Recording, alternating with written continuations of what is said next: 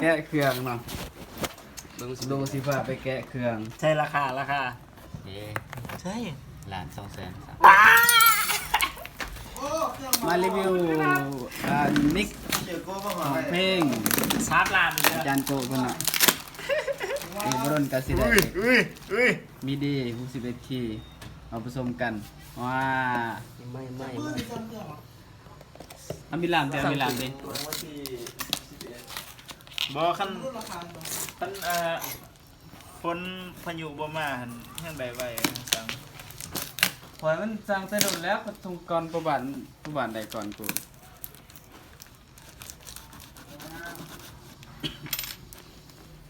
ผมกินหาคามเด้อ เอามีลามดิ แน่นายลีเนาะ มาจือว่ายังเกิด ฮะ จือว่ายัง จื้อ ล่างยังไงล่ะอันนี้ บ่ นะ ร้ายอายเขา กึบผิวคืนนี้ขึ้นมาดังครับคือสินอนนะครับมันมาวันนี้ข้าวนึงวุ้ยมาอีกฮิตกันอีกอยู่หอ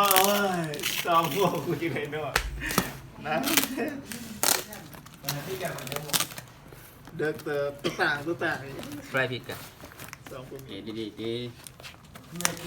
อันนี้วิวเนาะมีครั้งแรกเนาะเปลี่ยนใจได้ป่ะตัวกูไปจ้ะ เฮ้ย โอ้ยเจ้า นี่จู รุ่นสิฮอดแล้ว 1 2 3 เฮ้ยเป็นต้องทางหา 1 2 โอ้ยใจดี โอ้ยเจ้ย เจอราคาแพงนี่ห้องไร้สั่นเลย ไม่สีทอง ล่างยังไงล่ะได้นี่ เปลี่ยนมือสีทองมาจากไหน ไม่สีดำไม่สีทองก่อน เยอะ ประมาณนี้อ๋อ บอกมันออก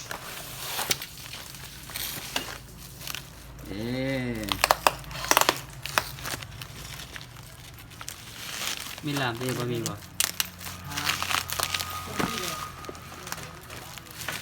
ตัวแป้งไอโฟนเพราะมันเพลแล้วนะขาดแล้ววันนี้สิเปิดจับเครื่อง ซ้ายมันเนาะ Ừ. ห้องเจ้าบ่ได้หอดนี่เอ็น บ่ฮู้นะเพราะว่าวันเสาร์จักสิฮอดจักบ่บ่ทันขึ้นรถสั่งเครื่องเลยเครื่องที่2จักสิเดือนหน้าเดือนปลายจ้ะบ่สั่ง2เครื่องยกเลิกได้ยกเลิกแล้วก็สั่งใน Facebook ไปตัว เดี๋ยวสิเสียเงินฟรี บ่อยากเสียเลยครับ ทายแล้วบ่ เขาวิดีโอนี่ดิ ทายไหมทำไม ว้า โอ้ย อะไรจะค่อยตัดก็ได้นี่แหละ เนาะมื้อนี้สิมารีวิวมัน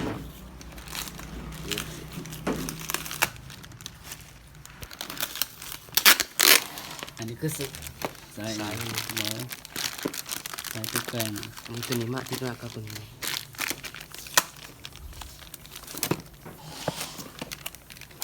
เอาไปเทียมมาตัวนี้ พูดถึงแล้วแกะดิอยากเบิ่งพระเอกมันเถอะ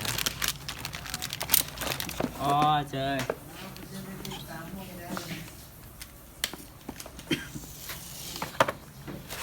ใช่ลูกลาซาด้านี่ราคา ว้า อันนี้ว่าพี่เอกโอ้สีทองอีหลี สีเท่าไหร่ ว้าว เยอะ นี่พระเอก อันนี้ใส่อันเนี้ยเนียวบังจริง นี่แหละนี่เนาะ ได้อยู่ว่าสำนี ได้ ฮะ แค่ไหนนี่ บ่อันนั้นหันได้อยู่ว่าสำนี บอกว่าเธอด้วย เย้ เขาซุปในหันจะบ่ นี่มันเกียร์ไทยเสียงเขาเสียบดาวรถเอ้ย ตัวนี้มันเย็ดนี่ ห้องบังเลยรถเสียงเลยอันนี้แหละมันเสียงเด้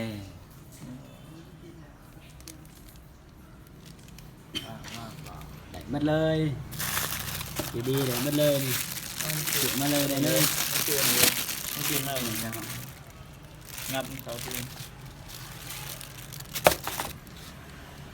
โอ้ขัดเนาะต้มน้ำลายเสน่ห์ของเพลงขัดนี่ ตัวนี้เป็นขาวเนาะ ได้อยู่ว่าสมานเชียว โอ้ ได้อยู่วะ ใช่ ใกล้ดี โอ้สีทองใส่ สาม คะแนน คำ ไม่ใส่คะแนนน้ำแดงเลย กูบ่ได้ใช่ไหมกูแซดทามอาจารย์เราเป็นยังบ่ได้น้องน้องก็อันนั้นทรงครับบ่ได้คนได้ดิสเบิ้ง ที่เชื่อไงยังเขารีวิวกันหมดอ่ะตลอด จุดหา ลูกโน่ก็ได้เขาแต่พานนะเขาแต่มัน เราแค่ได้ผมคุยกันมาผมเห็น บ่เห็นหรอฟังบ่ได้เดี๋ยวบุโน่ได้พอดี อ่ะเขาลองเสียบดิ กุ้งขอยังหายเพราะอันนั้นเปลี่ยนแต่ซื้อ เห็นจะได้สารอย่างไรแต่ว่ามีขาด เฮ็ดด้วยกันเบิดโอ้โหตายอ่ะถ้าอาจารย์ท้าก็ต้องมาผมขอเฮ็ดผู้เดียวโลดมันบ่เฮ็ดหยังเลยเพราะว่ามาเขานำแม่ง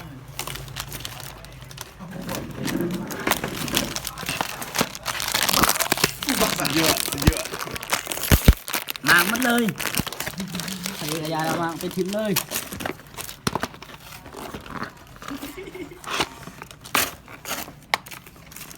ขี้หยาบทาน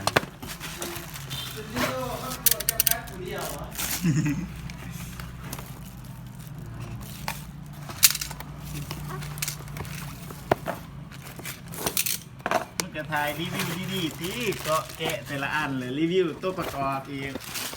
บริวิวเราไอ้ แล้วก็เอาลง เชื่อลง YouTube ได้จังน่ะ ผลงานเนาะ ได้ ซื้อ ตัวเดียวฝอเอ้ยแม่เอ้ย 2%จะได้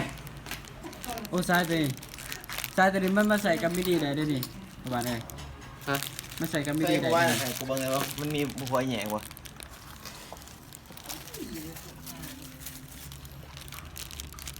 นี่เนาะ เดี๋ยว หลาน หัวแหย่ 200,000ลง เงียบไปเจ้าหัว อันเนี้ยหลาน200,000ลงเฮ็ดเวียกหลายเติบมาประกอบดิค่าใหม่ค่ายังอันน่ะ สินค้าใหม่เนาะ เด้โอ้ เข้าออกกี่แล้ววะ มาจักกับเบิ่งใน YouTube เลยใคร ผมเป็น เกาะดินี่ มานอนเงาใครแนวมีไส้มาเรื่องที่ว่านอนกาดกูไงวะชื่อว่าจะใช่เหรอจ่ายเงินกูในรถถึงสา